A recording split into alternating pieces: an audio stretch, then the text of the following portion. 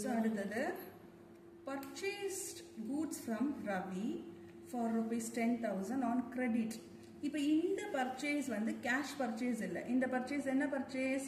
Credit purchase. ஓகேவா? இந்த purchase என்ன purchase? Credit purchase. இதுல ரெண்டு aspect. ஒன்னு purchase, இன்னொன்னு வந்து என்னது? ரவி கிட்ட இருந்து purchase பண்ணிருக்கோம். So Ravi account. ஓகேவா?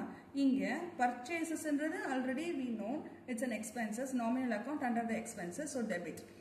ரவி கிட்ட இருந்து நம்ம கடனுக்கு வாங்கியிருக்கோம். இங்க என்ன பண்றோம்? Purchased Ravi for 10,000 on credit னு கொடுத்திருக்காங்க. creditனா நம்ம கடனுக்கு வாங்கியிருக்கோம்னு அர்த்தம். So இப்போ cash pay பண்ணல, கடனுக்கு தான் வாங்கியிருக்கோம். ரவி கிட்ட இருந்து வாங்கியிருக்கோம். So Ravi account. Ravi is a personal account. இப்போ Ravi வந்து giver or receiver? We purchased goods from Ravi. அப்போ Ravi is a giver. அவன் கிட்ட இருந்து purchase பண்றோம். Ravi is a giver. அப்போ giverனா என்ன பண்ணணும்? கிரெடிட்ல எழுதணும். அப்போ ரவி எதுல எழுதணும்? கிரெடிட்ல எழுதணும். So what is the journal entry for this? Purchases account data to Ravi account. Purchases account data to Ravi account and amount. What is the narration for this? Cash purchase. இதுக்கு என்ன narration எழுதலாம்? Cash purchase narration எழுதலாம். So next அடுத்த narration என்னன்னு பார்த்தோம்னா cash paid to Ravi rupees 5,000. Cash paid to Ravi rupees 5,000. இங்க என்ன ரெண்டு ஆஸ்பெக்ட் இருக்கு? cash, Ravi. கேஷ்ன்றது ரியல் அக்கவுண்ட். இங்க cash paid அப்ப இட்ஸ் goes out. goes outனா எதுல எழுதணும்? கிரெடிட்ல எழுதணும். Ravi is a personal account. Ravi இங்க யாரு? giver or receiver? cash paid அப்ப he is a receiver.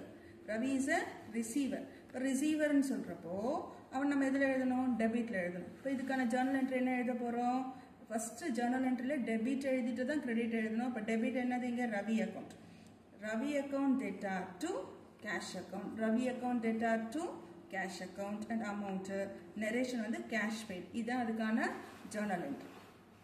So இன்னொரு narration cash deposited into bank rupees 2,000. இங்க என்ன ரெண்டு aspect இருக்கு? ஒன்னு cash, இன்னொன்னு bank. Cashன்றது real account. இங்க cash deposited, so it goes out. Goes outனா நம்ம எதுல எழுதணும்? கிரெடிட்ல எழுதணும். பேங்க் அக்கவுண்ட்ன்றது பர்சனல் அக்கவுண்ட். இங்க கேஷ் டெபாசிட் பண்றோம், பேங்க் ரிசீவ் பண்ணுது. அப்ப பேங்க் இஸ் a ரிசீவர். அப்போ ரிசீவர்னா எதுல எழுதணும்? டெபிட்ல எழுதணும். இப்போ இதுக்கு என்ன என்ட்ரி எழுத போறோம் நம்ம? Bank account data to cash account. இதுதான் அதோட என்ட்ரி.